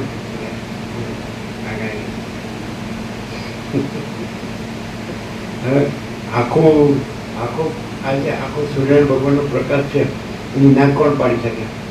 અને આખા સૂર્યનારાયણ ભગવાનના પ્રકાશ છે તો એનાથી આ બધો આખો આભાસ છે એ ભાસે છે. પણ એ આખા સૂર્યનારાયણ ભગવાનના પ્રકાશમાં, આખા પ્રકાશમાં આખો આભાસ કાંઈ સમજે. એમ આખો મહાચૈતન્ય પ્રકાશ છે સમજે, અને એમાં આખો આભાસ છે તો એ પાસે છે. પણ આખો આભાસ એમાં કંઈ નથી, આખો મહાચૈતન્ય પ્રકાશ. હું છે ને એ આભાસમાં આવે એને આભાસ જ નથી. એટલે પણ હું હોય ને કેમ હું બધું જાણું છું, હું બધું કરું છું ને બધા કરે છે ને હું એકલો ક્યાં કરું છું, કેમ આ બધું ન જોવે? એટલે પેલું કીધું ને ભ્રાંતિમાં ભટક્યા કરે છે એવું. અહંકાર ન હોય ને એટલે પરમ શાંતિ જ હોય, કારણ કે એ પરમ શાંત છે. મહાચિદાકાશ પરમ કૈવલ્ય પરમ શાંત. અને રજોગુણ તમોગુણ હોય ને એટલે એને શબ્દોની બધી ખબર હોય પણ શાંતિ ન હોય. શબ્દોનું જ્ઞાન છે, જ્ઞાન નથી. જ્ઞાન શું છે તો કે જે પરમ શાંતિ છે એ પરમ ચૈતન્ય છે એ પરમ જ્ઞાન છે ને એ પરમ શાંતિ છે. પણ હું હોય ને એટલે શાંતિ હોય જ નહીં. એ ભ્રાંતિમાં ભટક્યા છે. સમજે? આ શબ્દોથી જાણે એટલે બધા શબ્દો, કારણ કે શબ્દો બધા રચ્યા છે, બનાવ્યા છે એટલે શબ્દો, પણ શબ્દો નથી. જે જ્ઞાન છે, ચૈતન્ય છે, પ્રકાશ છે, આનંદ છે, શાંતિ છે, શબ્દ નથી. એ વસ્તુ છે. આ જેમ કે પ્રકાશ છે તો એ શબ્દ નથી અને પ્રકાશ છે. અને અહમ હોય ને તો આને ગણે નહીં અને ભટક્યા કરે ભ્રાંતિ. એ ખબર પડે, ચંચળતા ભ્રાંતિની ખબર પડે અને શાંતિની એ ખબર પડે. એને કાંઈ ન પોતે જ ન હોય ને હું જ ન હોય, જગત જ ન હોય અને પ્રકાશ જ હોય. આ દેખાય જ છે. આ સૂર્યનો ભગવાનનો પ્રકાશ ન હોય તો કાંઈ હોય ને, જગત હોય, જીવે ન હોય, જગત ન હોય. અને પછી પ્રકાશથી આ બધું ભાષે છે પણ પ્રકાશમાં આ બધું કાંઈ નથી. એવો અનંત ચૈતન્ય પ્રકાશ, અનંત ચૈતન્ય શાંતિ છે અને એમાં આ બધું ભાષે છે. એનાથી આ બધું ભાષે છે પણ આ બધું એમાં કાંઈ. એને એમ લાગે કે આ બધું છે તો શબ્દો જાણતો હોય પણ એ પ્રકાશ ન કહેવાય. અને પ્રકાશ હોય તો શબ્દો ન જાણતો હોય પણ આ બધું કાંઈ ન હોય તો પરમ શાંતિ. શબ્દોને ને પ્રકાશને ને પરમ શાંતિને કાંઈ નહીં થતું. એટલે લોકો આ ભટકે છે, શબ્દોમાં જ ભટકે છે. અને શબ્દો છે એ આભાસ છે, એ છે જ નહીં. બ્રહ્મ શબ્દ પણ નથી, પરમાત્મા શબ્દ પણ નથી. અને જો આ સૂર્યનારાયણ ભગવાનનો પ્રકાશ છે તો પ્રકાશ શબ્દ નથી પણ પ્રકાશ છે. અને પ્રકાશથી આ બધું ભાષે છે પણ આ આખો આ આભાસ છે પ્રકાશમાં કાંઈ નથી. કેવલ અનંત ચૈતન્ય પ્રકાશ પરમાત્મા છે. અનંત કોટી બ્રહ્માંડો ત્રસેણો જૈસા ભાસ है. ભાસ હોવાની હાય નહીં, હોગાની હોતા. હવે આપણે એમ કે તો પછી આખું ભાસ કોને દેખાય છે? પ્રકાશમાં તો ભાસ નથી. સૂર્યનારાયણ ભગવાનમાં તો આ ત્રૈલોક્ય છે જ નહીં. આ બધું જગત આભાસ છે જ નહીં. આભાસ ભાષે છે તો કોને ભાષે છે? સમજાય જ નહીં. તો જે અહમ છે ને એને જ આ બધું ભાષે છે. અને જ્યાં અહમ નથી ને તો એને કાંઈ ભાસતું નથી. ત્યાં એ પ્રકાશ જ પ્રકાશે છે. આવો સીધું છે. રમણ કે જ્યાં અહંકાર નહીં હોતા है वहाँ પરમાત્મા સ્વયં પ્રકાશ છે. એટલે હવે ધાર કે એ પરમાત્મા છે, એમાં પરમાત્મા શબ્દ નથી, એ પ્રકાશ છે. અને અહમ હોય એ પરમાત્માના બધા શબ્દો જાણે પણ એ પ્રકાશ ન હોય, એને શાંતિ ન હોય. અને પરમાત્માનો એક પણ શબ્દ ન હોય પ્રકાશમાં. પ્રકાશ જ હોય, આખો પ્રકાશ જ છે. અને આખો આભાસ નથી એટલે આખો અહમ નથી, એટલે આખી પરમતા. લક્ષણ છે કે આખો પ્રકાશ હોય તો શું હોય? આખો પ્રકાશ હોય તો એ આખો પ્રકાશ જ આખું જ્ઞાન છે ને આખો પ્રકાશ છે એ જ આખી શાંતિ છે. એટલે આખો પ્રકાશ છે, આખો આનંદ છે, આખી શાંતિ છે. અનંત પ્રકાશ, અનંત આનંદ, અનંત શાંતિ. અને હું હોય તો એને જગત જ દેખાય કરે એની ખાતરી. હવે હું એમ બોલે આ બધું પરમાત્મા છે, હું પરમાત્મા, તો એ આભાસ નહીં કહે, એ અહમને પરમાત્મા કહે, જગતને પરમાત્મા. અહમ હોય ને તો એ જે આભાસ નથી, પ્રકાશમાં જે આભાસ નથી એને પરમાત્મા કહે. અને અહમ ન હોય ને તો એ પરમાત્માને પરમાત્મા કહે. એટલે શબ્દથી ન કહે. ત્યાં બધું આખો અનંત ચૈતન્ય પ્રકાશ છે, અનંત ચૈતન્ય શાંતિ છે અને એમાં હું ને જગતને આભાસ કાંઈ નથી. તો એ પ્રકાશ હોય, પરમ પ્રકાશ હોય, પરમ આનંદ હોય ને પરમ શાંતિ હોય. હું ન હોય, જગતનો આભાસ ન હોય. એટલે જેનામાં અહમ હોય તે આભાસને પરમાત્મા બ્રહ્મ કહે, અહમ બ્રહ્માસ્મિ. તો અહંકારને બ્રહ્મ કહે. અને જેનામાં અહંકાર ન હોય તો એ આખો અનંત ચૈતન્ય પ્રકાશ. આકાશ પણ નથી, વાયુ, તેજ, પૃથ્વી પણ નથી. એટલે આવી રીતે બતાવી કે આ સૃષ્ટિ સ્થિતિ પ્રલય છે જ નહીં. મહાસાગરમાં મોજા ઉત્પન્ન થાય છે, ઉછળે છે ને પછી દોડે છે, ચાલે છે, પછી લીન થાય છે. મહાસાગરમાં કાંઈ થતું નથી. રમણ છે ને સમુદ્ર તરંગો પણ નહીં જાણતા. ખાલી તરંગો ઉછળે છે અને ચાલે છે પછી લીન થઈ જાય. એની અંદર અને પ્રકાશનો મહાસાગર છે, અનંત મહાચૈતન્ય પ્રકાશ મહાસાગર. એમાં કાંઈ થતું, એમાં કાંઈ ઉત્પન્ન થતું નથી, એને કંઈ ચાલતું નથી અને કંઈ લીન થતું. આખો આનંદ અને મહાચૈતન્ય પ્રકાશનો મહાસાગર. પણ એ કોને અનુભવાય? જેનામાં અહંકાર ન હોય ને એને. અહંકાર હોય તો એના મોજા દેખાય, અસૃષ્ટિરૂપી મોજા. હા, જગત ઉત્પન્ન થાય છે, પછી ચાલે છે, પછી લીન થાય, પણ એ કાંઈ થતું જ નથી. એ કારણ કે અહંકાર ભ્રમ છે. એટલે અહંકારના ભ્રમમાં આ બધો ભ્રમ થાય છે. અહંકારનો ભ્રમ નથી એટલે કોઈ ભ્રમ નથી. અને આકાશ જેવો આખો અનંત ચૈતન્ય પ્રકાશ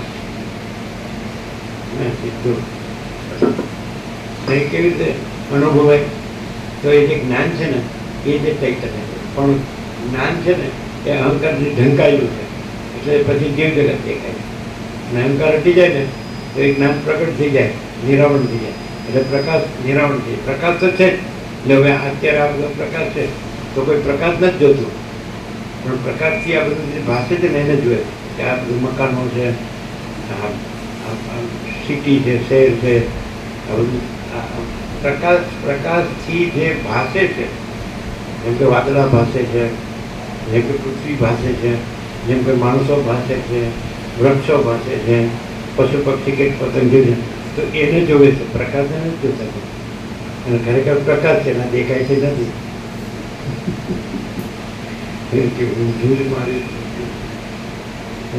પ્રકાશ ન હોય તો કાંઈ ન હોય. અને પ્રકાશથી આ બધું ભાષે છે તોય કાંઈ નથી, પ્રકાશ જ છે. એટલે જાગૃત ન હોય તો સ્વપ્ન કાંઈ ન હોય, પણ સ્વપ્ન ભાષે તોય જાગૃત જ છે ને સ્વપ્ન કાંઈ ભાષે તોય કાંઈ. એ તો જે પ્રકાશ છે એ જ છે. એટલે આ પ્રકાશ છે તો કોઈ પ્રકાશ જોતું જ નથી. હું છું, આ ઘર છે, આ બાર છે, આ જગત છે, જો. અને પ્રકાશમાં બધું કાંઈ નથી. જો પ્રકાશ જ જોવે તો પ્રકાશમાં બધું કાંઈ નથી. અને પણ એ તો ના બધું દેખાય છે ને, પણ તો પ્રકાશ કેમ નથી દેખાતો? એનાથી બધું દેખાય છે એ નથી દેખાતું. અને એમાં જે કાંઈ નથી એ બધું દેખાય છે. અને ખબર પડે કે આ બધું મિથ્યા છે, નાશવંત છે, આમાં અસત છે, અસાર છે, દુઃખ છે, એ ખબર તો એ મને ભ્રાંતિમાં ભટક્યા કરે. જ્ઞાન થાય તો પ્રકાશ જ છે. અને આ ભ્રાંતિ કાંઈ નથી, દ્રશ્ય કાંઈ નથી, હું કાંઈ નથી. એટલે આ બધું મિથ્યા અને નાશવંત છે, અસત છે, અસાર છે, દુઃખ છે, બધાને ખબર પડે કે આમાં કાંઈ નથી. એ તો બસ હું જ છું. બોલતા આવડી ગયું બધું, હું બ્રહ્મ છું. એટલે પણ હું નથી. અને બ્રહ્મ શબ્દ નથી, એ તો અનંત ચૈતન્ય પ્રકાશ, આકાશ જેવો अनंत चैतन्य प्रकाश, अनंत चैतन्य शांति. शांति है, सब कुछ है, शांति नहीं. जो प्रकाश ओळखी लीधो तो परम शांति. कारण के भ्रांति होय ज नहीं. आ बधुं देखाय छे भ्रांति छे. सूर्यनारायण भगवान है तो सूर्यनारायण भगवान में आखुं जे देखाय छे कांई नहीं, तेज ज छे, ज्योति प्रकाश. ए ओळखाई जाए तो आ कोई भ्रांति ज न रहे. અને એ છે પરમ શાંતિ છે, परम प्रकाश, परम आनंद, परम शांति. यही सब कुछ है, इसके सिवा कुछ नहीं. शांति है, सब कुछ है, शांति नहीं, कुछ नहीं.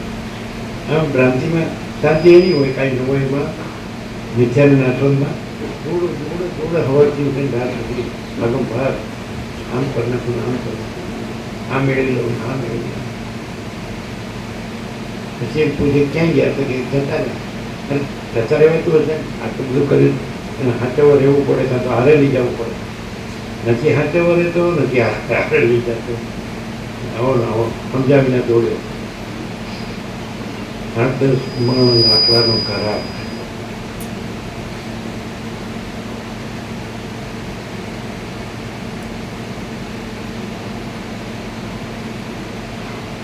વસ્તુતાએ જોઈએ તો કોઈ જગ્યાએ જગત છે જ નહીં, અને તમે કે હું એ કોઈ પણ નથી.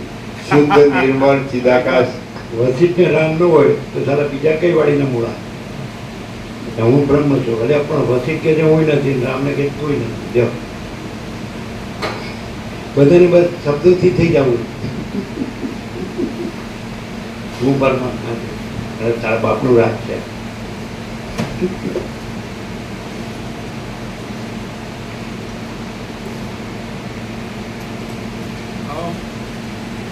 આ જગતમાં ચોખ્ખું જણાય છે ઉઘાડું કે તે અમને મોટો કરવા જાય ને તો કેટલો દુઃખી થાય એ પણ બધાને દેખાય.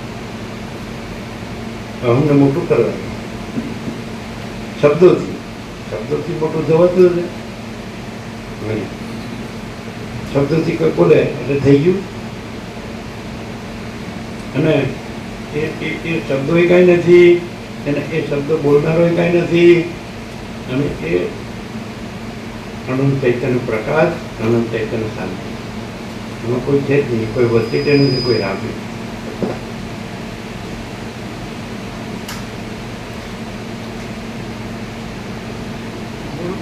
વસ્તી છે ને એને પ્રકાશથી અનુભવીએ ને તો જ ખબર. શબ્દથી એમ લાગે કે આ તો કાંઈ નથી. પ્રકાશથી અનુભવ ખબર તો અનંત પ્રકાશ છે, આખો પ્રકાશ. વસ્તી થઈ આ છે એ વસ્તી નથી, શબ્દ વસ્તી છે, પણ છે એ અનંત આખો પ્રકાશ. એ કેવી રીતે ખબર પડે? કારણ કે એની અંદર એ જ હોય. આખો અનંત પ્રકાશ છે તો એમાં આખો અનંત પ્રકાશ જ હોય અને બીજી કોઈ ભ્રાંતિ ન હોય. પણ એ કોને ખબર પડે? એને પ્રકાશથી અનુભવે ને ખાલી શબ્દ બુદ્ધિથી એવું છે હું બધું લખી છે બધું શું વર્ણન છે. એ વર્ણન છે એ આખો અનંત પ્રકાશ છે અને આ આખી અનંત ભ્રાંતિ કાંઈ નથી. આ સૃષ્ટિ કાંઈ નથી. એ બધા વસિત સાથે સાથે કહેતા જાય કે હું આ વસિત નથી, હું આ રામ નથી. ને આમાં કંઈક પકડ્યું ને ભ્રાંતિમાં તો એને આમાં ખબર ન પડે. બધું ભ્રાંતિ પ્રવગ્રહ હોય, રાગ હોય તો કંઈક પકડ્યું હોય કોઈ વ્યક્તિ વાળો કે બસ અમે માનીએ છીએ ખરું તો એને આમાં ખબર હું નથી વાળાને ખબર પડે, પણ હું કંઈક છું વાળાને આમાં ખબર ન પડે. એવું છે. કારણ કે આની અંદર કોઈ હું નથી. પછી હું વાળાને ક્યાંથી ખબર પડે? જેની અંદર જે આખો અનંત પ્રકાશ હોય અને એની અંદર હું ન હોય, હું ન હોય એને જ ખબર પડે. હું વળાંક ન ખબર પડે. એટલે આ તો કેવું છે, કેમ એમ લાગે ખબર? એને ખબર કેમ પડે કે આવતું હોય કે હું છે ને એને અને હું ન હોય ને એને પરમ અમૃત લાગે.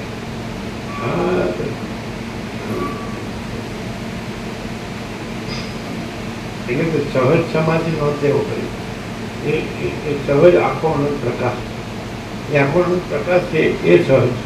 એટલે ત્યાં હું નથી, જગત નથી, ભ્રાંતિ નથી, અને પરમ શાંતિ, પરમ આનંદ, પરમ પ્રકાશ. બહુ મસ્ત અવર્ણન એટલા માટે કર્યું કે આ બધું કાંઈ નથી.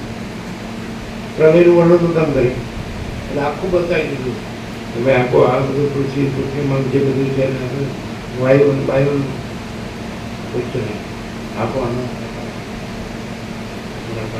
પ્રકાશ જ છે. એમાં આ બધું દેખાય છે, ભ્રાંતિ છે ને કાંઈ નહીં. તો કોને થાય? હું નો એને થાય. હું કેમ? હું બધું જાણું છું. એ તો થાય જ નહીં. સૌથી મોટા મોટું અજ્ઞાન એ છે કે હું બધું જાણું છું, અને સૌથી મોટા મોટું જ્ઞાન એ છે કે હું કાંઈ નથી. ન થાય કેમ બધું જાણવું તો કેમ કાંઈ નથી? જે હું કાંઈ નથી કેમ તમે સિદ્ધ કરો તો ન મળે તો તું સાચો.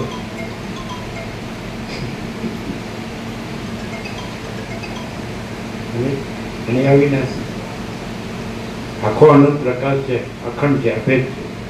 બધું એ જ છે ને બધું એ જ છે. કોઈ જગ્યા ખાલી નથી. અને અવિનાશી નિરંજન નિરાકાર નહીં, આદિ મધ્યાંત રહિત, જન્મ વિકાર નાશ રહિત એ છે. એને પછી શબ્દ નથી પણ એ પ્રકાશ. પણ એ પ્રકાશ પોતે છે અને એમાં આખો આભાસ કાંઈ નથી એવું જ્યાં હોય કે આખો પ્રકાશ છે ને આખો આભાસ નથી એવું જ્યાં હોય ને તો એનો અનુભવ એ પ્રકાશ અનુભવ પ્રકાશ સ્વસંવેદ છે. પોતા વડે પ્રકાશ પોતા વડે અનુભવાય. પ્રકાશના અનુભવના આ આભાસ નથી. આ હું છે એ પ્રકાશને ન અનુભવે, ન હોય એ ન અનુભવે. પણ એ આખો પ્રકાશ સ્વસંવેદ છે. મહાથી દાદા સ્વસંવેદ એ સહજ નિર્વિકલ્પ એ પોતાથી અનુભવ આવ્યો છે.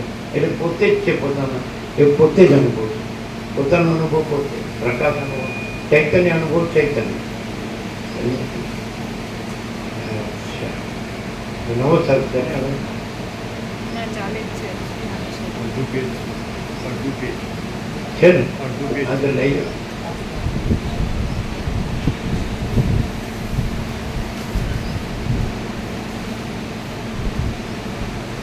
વસ્તુતા જોઈએ તો કોઈ જગ્યાએ જગત છે જ નહીં અને તમે કે હું એ કોઈ પણ નથી. શુદ્ધ નિર્મળ ચિદાકાશ કેવળ ચિન્હ માત્ર છે અને તેની આ બધા અંદર વાંચે સાંભળે ને બોલે ને કે હું છું એવી રીતે વાંચે સાંભળે ને બોલે. એટલે ખબર છે. અને અહીંયા આખો પ્રકાશ જ છે ને આનો છે. એનો અનંત પ્રકાશ ને એનો અનંત આનંદ એની અનંત હું ન હોય કાંઈ વખત ન હોય.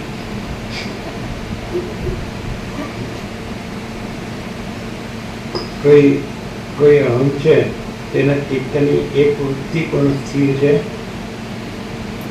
એક ક્ષણ પણ. જે અહમ છે એના ચિત્તની એક વૃત્તિ એક ક્ષણ પણ સ્થિર નથી. અને ચિત્ત હું જ નથી, ચિત્ત જ નથી, વૃત્તિ જ નથી. આખો પ્રકાર અને આખો આનંદ છે ને આખી શાંતિ અને આખી ભ્રાંતિ કાંઈ છે જ. એટલે આખી ભ્રાંતિનો બેઝ છે એવું બેઝ સમજે બેઝ આવ્યો કે આધાર. ભ્રાંતિ કોને હોય? હું ન હોય કોને હોય? હોય જ નહીં. હું ન હોય તો ભ્રાંતિ કોને હોય? પણ પ્રકાશ તો છે જ, એ તો પોતે છે. આખો અનંત પ્રકાશ તો છે. આખી અનંત આખો અનંત આનંદ છે. આખી અનંત શાંતિ છે. એટલે આ જે છે એ કોઈ બોલે છે નહીં. એ પ્રકાશ સમજે કોઈ નથી એમ કે હું નથી ને તમે નથી પછી રામ નથી. એટલે આખો અનંત પ્રકાશ એવી રીતે આનું સરળ શ્રવણ એવી રીતે કરે માણસ એટલે પછી એ જ રહે. પરમ ચિદાકાશ પરમ પદ પૂર્ણ વિશ્રામ. પછી ફરી આ સંસારમાં જન્મ મરણ ચક્ર આમાંનો આવે. પછી મોહનો થાય. મોહ અજ્ઞાન.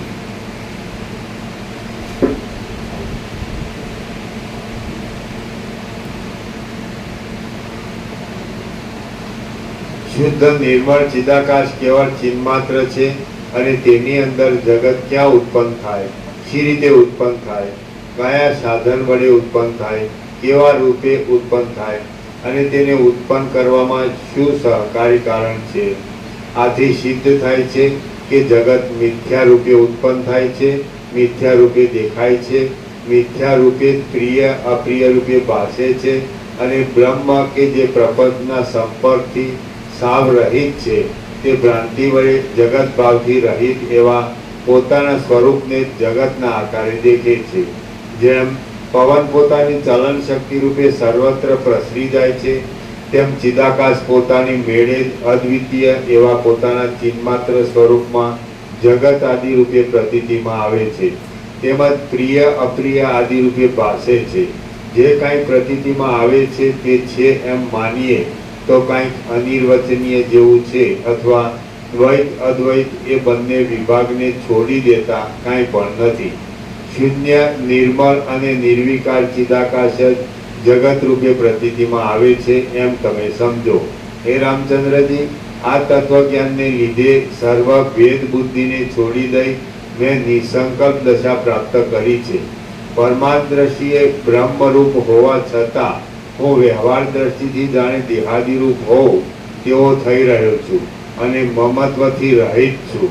એવી જ રીતે તમે પણ પરમાર્થ દ્રષ્ટિથી બ્રહ્મરૂપ છતાં વ્યવહાર દ્રષ્ટિએ જાણે દેહાદિરૂપ હો તેવા થઈ રહો અને મમત્વથી રહિત થઈ જાઓ. તમે વાસનાથી રહિત થઈ જઈને મનને શાંત રાખો, મૌનને ધારણ કરી ચપળતા મૂકી દો. પછી વ્યુત્થિત દશામાં તમે ભલે સુખથી સર્વ યથાપ્રાપ્ત વ્યવહાર કર્યા કરો અથવા સમાધિ અવસ્થામાં એ વ્યવહારને ભલે ન કરો. આ બાબતમાં શા માટે આગ્રહ રાખવો? અનાદિ નિત્ય અને અનુભવરૂપ એક પરમાત્મા જ છે. તે જ આ દ્રશ્ય રૂપે વિવર્ત ભાવથી થઈ રહેલ છે. બાકી દ્રશ્ય કાંઈ તેનાથી જુદું નથી, સત્યરૂપે અનુભવમાં આવનાર એ પરબ્રહ્મને વિશે જે અજ્ઞાન છે તે જ ભ્રાંતિની વિચિત્રતાને લીધે દ્રશ્ય રૂપે પ્રસરી રહેલ છે. શ્રી યોગવાસિક મહારામાયણમાં નિર્વાણ પ્રકરણના ઉત્તરાર્ધનો નિર્વાણ વર્ણન નામનો સર્ગ 72મો સમાપ્ત. હવે જે નવા આવ્યો એને વચનામૃત આપી દેવાનું છે, બાકીના પ્રસાદ.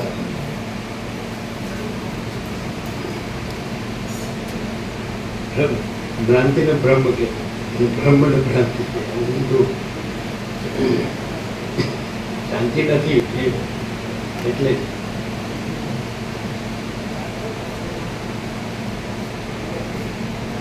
તો એ કે રહી ના જાય, સાથે રહ્યો.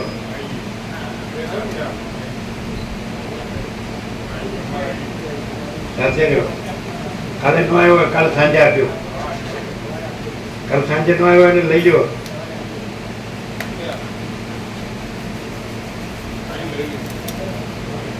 લીધું એટલે આપ્યા ને ચારે ચાર. જો કોઈ રહી ના જાય, સાથે આપો, સાથે એક એક આપે છે. બે મોટા બે નાના, બે આવ્યા મોટા.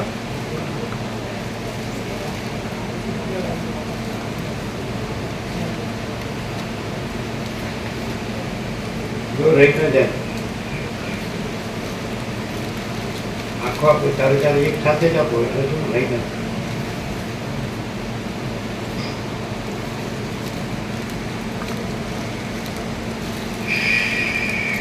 હવે થોડો થોડો ખ્યાલ આવે, સાચો ખ્યાલ આવે.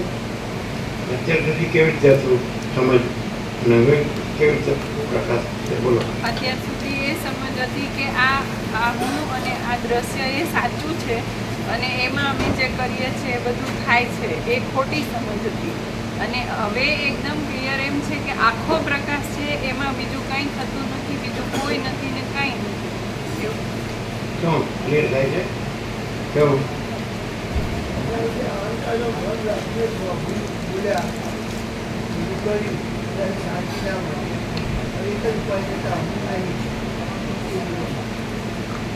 આખો આભાસ પ્રકાશ, આખો આનંદ છે, આખો પ્રકાશ છે, આખો આનંદ છે. આપી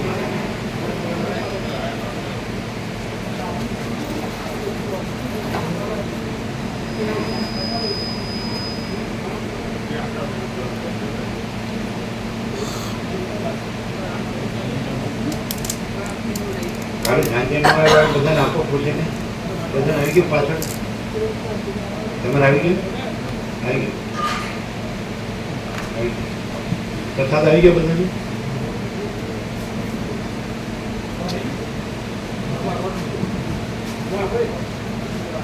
પ્રસાદ આપો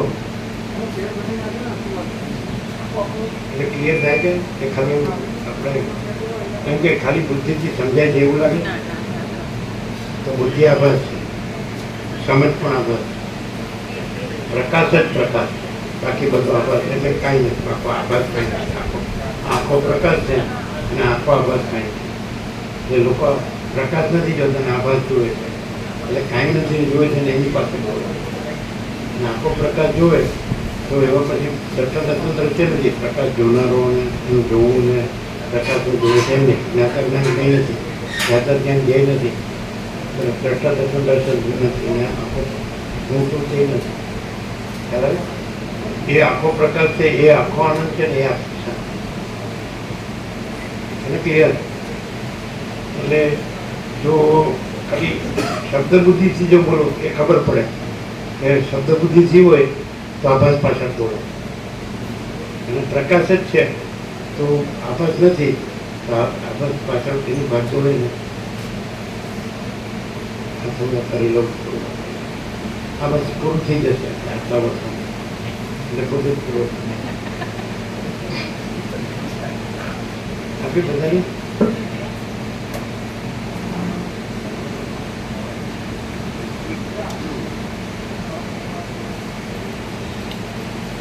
Your head.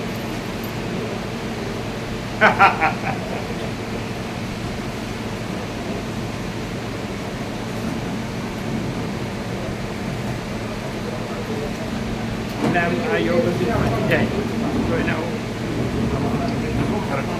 આજે જે પ્રકાશ થાય અને પહોંચી જાય એનામાં શું ફેર આ પ્રકાશ એટલો બધો ઓરિજિનલ ને શુદ્ધ છે. ફેર થાય છે.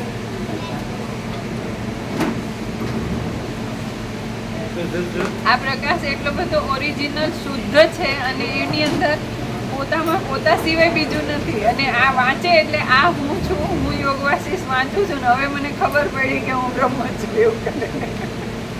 ફેર થાય.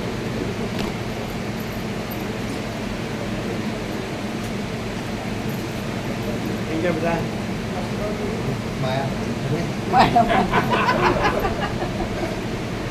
આ તો નજીક છે પણ નજીક છે ને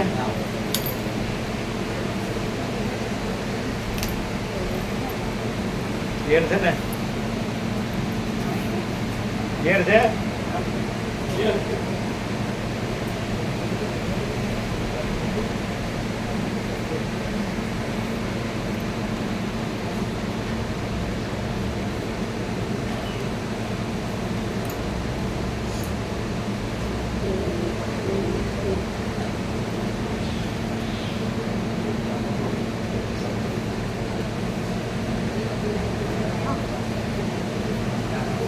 ઘેર છે ને આખો પ્રકાશ છે ને આખો આભાસ નથી. ખાસ તો હું આભાસમાં આવ્યો એવી ખબર હોય હું પ્રકાશ છું.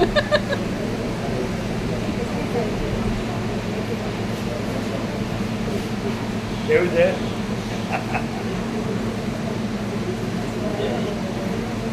ઓપરેશન ના હોય તો પછી બિલ્ડિંગને ઊભું કરવાની ક્યાં જરૂર છે? આ અહંકાર જ મોટો હે?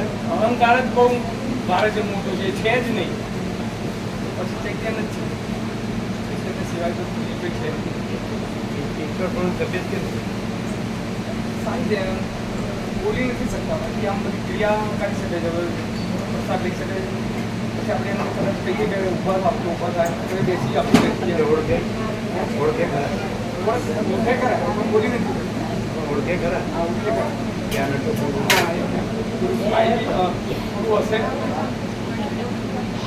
હશે થોડું હશું આમ સ્પાઈ રીતે હસવાનું થોડું રૂટીન બતાવું એટલે ખબર પડે છે કે ભાઈ પ્રકાશ થાય છે.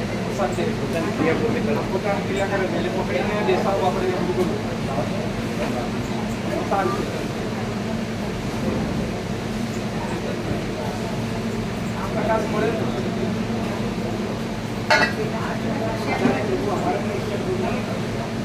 આ જ વાત છે. પરમાત્માનું આટલું આપણને મળે છે કશું જ કરાય નહીં.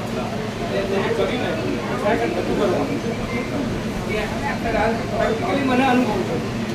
બધા કરું છું આ કરી દઉં છેવટે તો પર ટેન્શન જવાબદારી શેના માટે છે સાચું છે વાસ્તવિક આટલો તો ખરેખર પરમાત્મા સાથે આટલો બધું ભાર આટલો કરેલો હોય આ જ વસ્તુ અમે એમને કહેલી અત્યારે પહેલા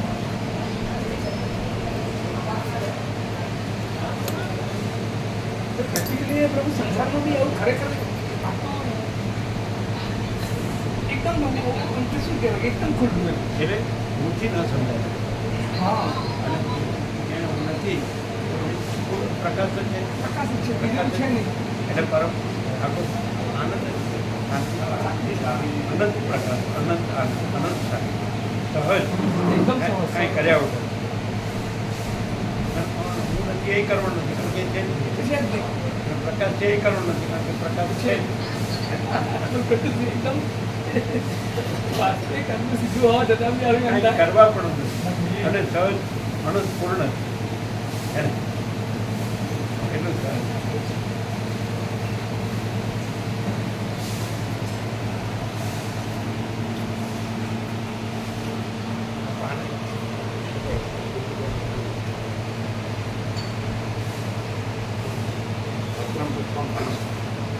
યોગને